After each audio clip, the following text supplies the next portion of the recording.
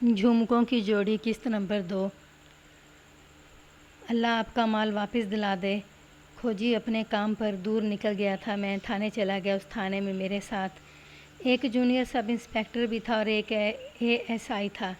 میں نے دونوں کو اپنے پاس بٹھا کر واردات کی تفصیلات بتائیں اور جو کچھ مجھے معلوم ہوا تھا بتایا، اور انہیں کہا کہ وہ علاقے کے ان نقب زنوں کو بلائیں اور ان سے تفتیش کریں۔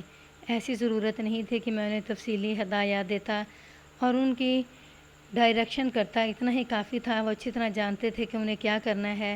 تھانے میں ریکارڈ موجود تھا جس میں نقب زنوں کے نام الگ اور ڈاکوؤں کے الگ اور راہ زنوں کے الگ لکھے ہوئے تھے، اور ان میں جو سزا یافتہ تھے ان کی ہسٹری بھی موجود تھی۔ میرے ان دو معاون افسروں نے مخبروں اور دیگر ذرائع کو استعمال کر کے معلوم کرنا تھا کہ واردات کی رات کون کہاں تھا، مگر پیشہ ور مجرموں سے تفتیش کرنے میں ایک مشکل یہ پیش آتی تھی کہ یہ لوگ ایک دوسرے کے خلاف مخبری نہیں کرتے تھے۔ کسی کو کسی کی واردات کا علم ہو بھی جائے تو اس راز کو ہضم کر لیتا تھا۔ میں تشدد اور اظہار ثانی کا قائل نہیں تھا، لیکن پیشہ ور مجرموں پر ہم ہر طریقہ آزمایا کرتے تھے۔ ان وقتوں کے پیشہ ور ڈاکوؤں وغیرہ نے انتہائی تشدد برداشت کرنے کی پریکٹس کی ہوئی ہوتی تھی۔ ان میں بعض تو بڑے مضبوط پتھر ہوتے تھے جو ہتھوڑے کی ضربوں سے بھی نہیں ٹوٹتے تھے۔ پھر بھی ہم ان لوگوں سے اپنے کام کی باتیں اگلوا ہی لیا کرتے تھے۔ تفتیش کو میں نے 2 لائنوں پر ڈال دیا۔ ایک تو یہ لائن تھی جو بتا چکا ہوں، اور دوسری لائن کا تعلق شیخ نذیر اور اس کے اہل خانہ سے تھا۔ یہ لائن میں نے اس لیے اختیار کی کہ شیخ نذیر خود مجرمانہ ذہنیت کا آدمی تھا، بلکہ اس کی شخصیت اور معاشرتی زندگی کی بنیاد ہی فریب کاری اور جھوٹ پر رکھی ہوئی تھی۔ میں نے اس کی بیوی، بیٹیوں اور بہو کو بڑی غور سے دیکھا تھا۔ اس سے پہلے میں ایسی 2 وارداتیں دیکھ چکا تھا جو گھر ہی کے کسی فرد نے خود ہی کروائی تھیں۔ کچھ ایسی وارداتیں دوسرے پولیس افسروں سے بھی سنی تھیں۔ اس سے پہلے شیخ نذیر میرے پاس آ کر لوگوں کے گھروں کی باتیں سنایا کرتا تھا۔ یہ سب چغل خوری اور غیبت ہوتی تھی۔ میں نے کبھی اس کی حوصلہ شکنی نہیں کی تھی۔ پولیس اس قسم کے لوگوں سے اچھا خاصا فائدہ اٹھایا کرتی تھی۔ شیخ نذیر جیسے لوگ تھانے داروں کی آنکھیں اور کان ہوتے ہیں۔ تھانے دار تھانے میں بیٹھے بیٹھے لوگوں کے گھروں میں جھانک سکتے ہیں اور ان کی سرگوشیاں بھی سن لیتے ہیں۔ شیخ نذیر قصبے کے معززین میں شمار ہوتا تھا۔ میں نے ذہن میں یہ بات محفوظ رکھی ہوئی تھی کہ یہ شخص عموماً شہر یا اپنے محلے کے کس معزز فرد کے خلاف چغلیاں کرتا ہے۔ اب میں نے ان معززین کو بلا رکھا تھا اور ان کے علاوہ کچھ اور مخبر بھی تھے۔ یہ رپورٹیں آپ کو سنانے کے دوران یہ پابندی نہیں رکھوں گا کہ کون سی بات مجھے کس وقت اور کس دن معلوم ہوئی۔ تمام مخبروں کی رپورٹوں کی ایک رپورٹ بنا کر آپ کو سناتا ہوں۔ اس سے پہلے یہ ذہن میں رکھ لیں کہ واردات والے دن کے پچھلے پہر کھوجی نے مجھے تھانے آ کر بتایا تھا کہ جائے واردات پر جو کھرے پائے گئے تھے وہ کھیتوں میں 2-4 جگہوں پر بھی نظر آئے تھے اور ریلوے لائن تک چلے گئے تھے۔ اس سے آگے یہ کھرے نہیں ملے۔ میں سمجھ گیا کہ ملزم ریلوے لائن کے اندر چلے گئے ہوں گے۔ اس رپورٹ سے مجھے اتنا پتہ چل گیا کہ ملزم واردات کر کے کس طرف گئے تھے۔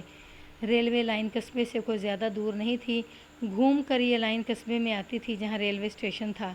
شیخ نذیر کے گھر کی رپورٹیں ملنے لگی تو میرا ذہن روشن ہوتا چلا گیا۔ ایسی بات نہیں تھی کہ مجھے یقین ہو چلا تھا کہ ملزم گھر میں ہی موجود ہے۔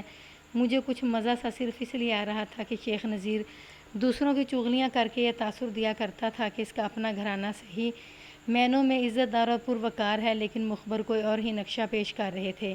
یہ رپورٹیں لیتے وقت مجھے یہ بھی محسوس ہوتا تھا کہ میں وقت ضائع کر رہا ہوں، لیکن میری اس وقت کیفیت ویسی ہی تھی جیسے ڈوبنے والے کی ہوا کرتی ہے، اور وہ ہر طرف ہاتھ مارتا ہے کہ کوئی شاید چیز ہاتھ میں آ جائے جو ڈوبنے سے بچا لے۔ اتنی بات ضرور ہے کہ میں اپنے ذہن میں آئے ہوئے 1-2 شکوک صاف یا مزید پختہ کرنے کی کوشش میں تھا۔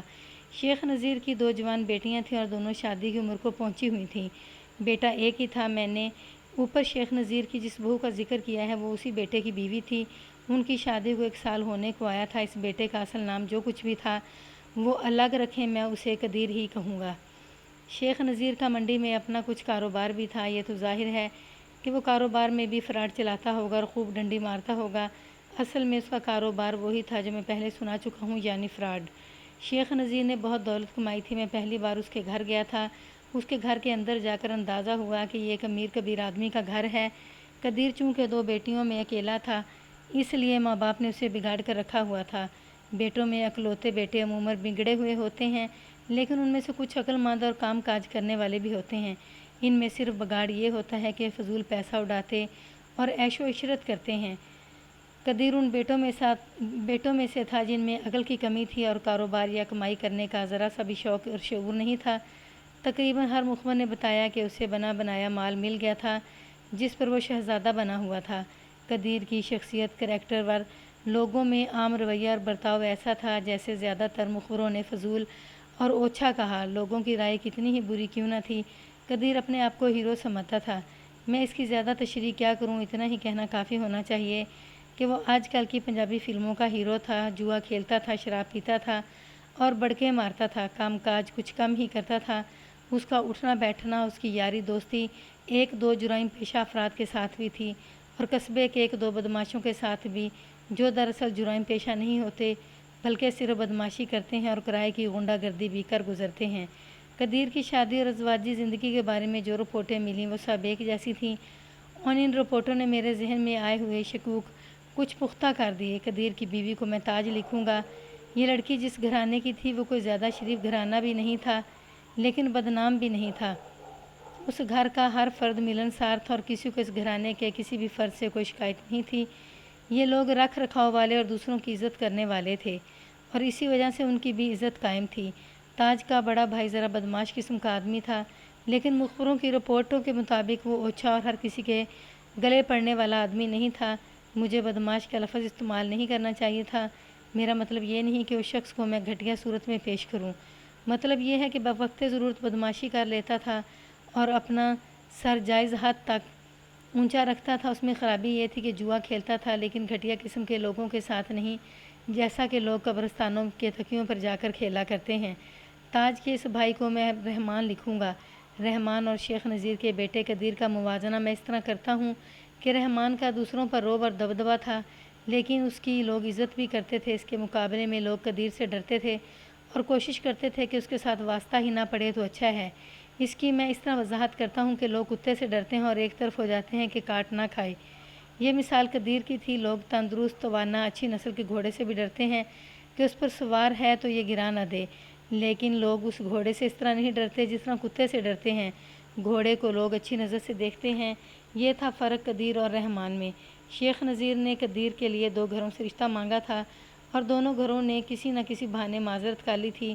وہ عزت دار گھرانے تھے، یہ تو جانتے تھے کہ شیخ نذیر کے گھر میں دولت ہے، لیکن وہ لوگ عزت کو ترجیح دیتے تھے۔ تاج اور رحمان کے باپ نے تاج کا رشتہ قدیر کو دے دیا۔ اس میں رحمان راضی نہیں تھا لیکن باپ کی عزت کا خیال کرتے ہوئے وہ چپ رہا۔ اس طرح تاج، جو ایک خوبصورت اور سلیقہ شعار لڑکی تھی، شیخ نذیر کے گھر آ گئی۔ کچھ دنوں بعد تاج کو پتہ چل گیا کہ وہ غلط گھر میں آ گئی ہے اور ایک ایسے آدمی کی بیوی بنا دی گئی ہے جو بڑا ہی گھٹیا اور اوچھا ہے۔ رات الگ اور بند کمرے میں قدیر اور تاج کے درمیان کیا باتیں ہوتی تھیں اور ایک دوسرے کے ساتھ دونوں کا رویہ کیا تھا، یہ تو کوئی بھی نہیں بتا سکتا۔ البتہ یہ بات کھل کر محلے میں نکل آئی کہ تاج اس گھر میں اور اس خاوند کے ساتھ ذرا سی بھی خوش نہیں۔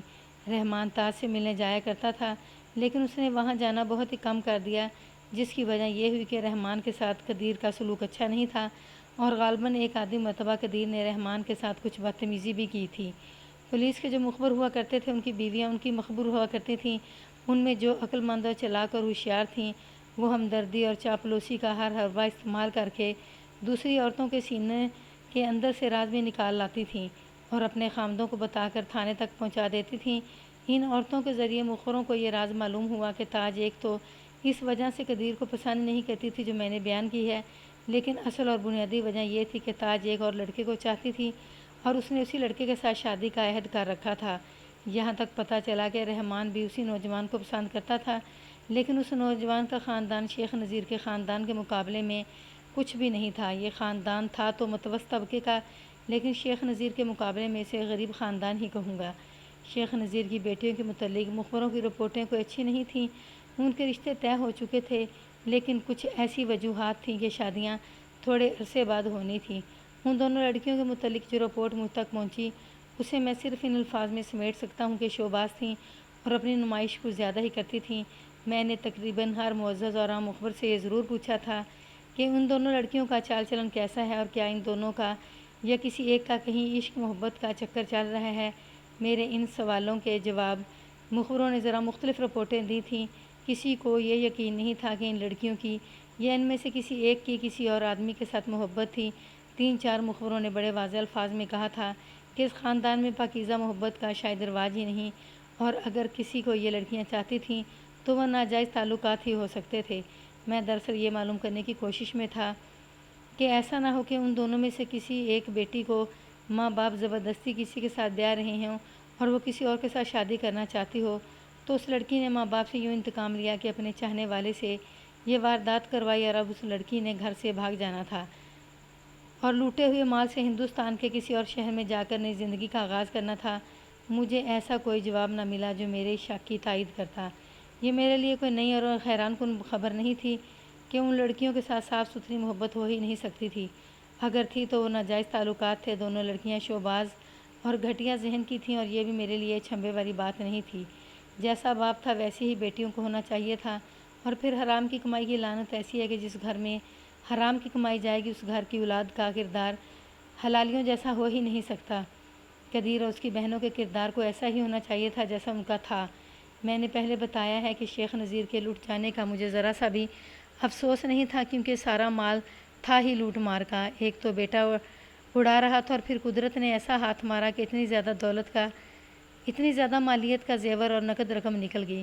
مجھے سب سے پہلے شیخ نذیر کی نوکرانی اور اس کی جوان بیٹی کو شامل تفتیش کرنا چاہیے تھا، لیکن کچھ سوچ کر ان دونوں کو مشتبہوں کی فہرست میں کچھ نیچے کر دیا تھا۔ ان پر مجھے گھر بھیدی ہونے کا شک تھا۔ اب شیخ نذیر کی بہو تاج کے متعلق یہ باتیں معلوم ہوئیں تو میں نے اس نوکرانی اور اس کی جوان بیٹی کی ضرورت محسوس کی۔ میرے ذہن سے ابھی یہ شک نہیں نکلا تھا کہ یہ واردات گھر کے ہی کسی فرد نے کروائی ہے یا گھر کا بھیدی نے رول ادا کیا ہے۔ مجھے آج تک یاد ہے کہ میں نے 3 مخبروں سے اس نوکرانی اور اس کی بیٹی کے متعلق پوچھا تھا۔ تینوں نے متفقہ طور پر کہا تھا کہ بہت ہی غریب اور دیانتدار عورت ہے۔ وہ اپنی بیٹی کو بیاہنے کے لیے محنت مزدوری کر رہی تھی۔ بیٹی کے متعلق بھی کوئی ایسی ویسی رپورٹ نہ ملی، البتہ یہ پتہ چلا کہ عقل اور ہوش والی لڑکی ہے اور اس کے چال چلن پر کوئی انگلی نہیں اٹھا سکتا۔ یہ تو میں مان ہی نہیں سکتا تھا کہ غریب کی بیٹی جوان ہو اور جال پھینکنے والے اس پر جال نہ پھینکیں۔ غریب کی بیٹی کا ہر کوئی عاشق بن جایا کرتا ہے، لیکن معلوم ہوا کہ لڑکی صرف جوان تھی، کسی پہلو خوبصورت نہیں تھی، اور اس کا رنگ سانولا تھا، ملنسار اور خوش طبع تھی۔ میں نے اس ماں بیٹی کو تھانے بلوایا۔ تھوڑی دیر بعد نوکرانی اور اس کی بیٹی تھانے میں آ گئی۔ میں نے دونوں کو اکٹھے اندر بٹھا لیا اور بٹھا کر تسلی دی کہ وہ ڈرے نہیں، ان سے 2-4 باتیں پوچھنی ہیں۔ میں نے دیکھا کہ لڑکی تو کچھ حوصلے میں تھی، لیکن اس کی ماں تو جیسے لاش ہی بن گئی تھی۔ اس کا جسم ہڈیوں کا ڈھانچہ تھا اور چہرہ بالکل ہی دبلا پتلا، جس کی ہڈیاں باہر نظر آ رہی تھیں۔ وہ بار بار میرے آگے ہاتھ جوڑتی تھی اور پھر اس نے رونا شروع کر دیا۔ وہ جب ہاتھ جوڑتی تھی تو اس کے ہاتھ کانپتے نظر آتے تھے۔ میں نے ماں اور بیٹی کو اپنی خصوصی نظر سے دیکھا۔ ان کے چہروں پر مجھے مجرمانہ ذہنیت کی ہلکی سی بھی جھلک نہ نظر آئی۔ میں نے بیٹی کو باہر بھیج دیا۔ بیٹی باہر نکلی تو ماں پہلے سے زیادہ خوف زدہ ہوگی۔ میں نے اسے بڑی مشکل سے بہلایا پھسلایا۔ میں اسے شیخ نذیر کے گھر کے حالات معلوم کرنا چاہتا تھا، لیکن وہ میری بات کا جواب دینے کی بجائے ہاتھ جوڑ دیتی تھی۔ آخر اس نے بتایا کہ وہ اس لیے ڈرتی ہے کہ اس نوکری سے محروم کر دیا جائے گا، اور شیخ نذیر کو پتہ چلا کہ اس نے اندر کی کچھ باتیں بتائی ہیں تو شیخ نذیر اسے مار بیٹھے گا اور اس کی بیٹی کے ساتھ نہ جانے کیا سلوک کرے گا۔ میں نے اسے تسلیاں دلاسے دیے، کچھ ہمدردی اور اپنائیت کے رنگ میں باتیں کی، اور آخر تھوڑا سا ڈرایا دھمکایا بھی۔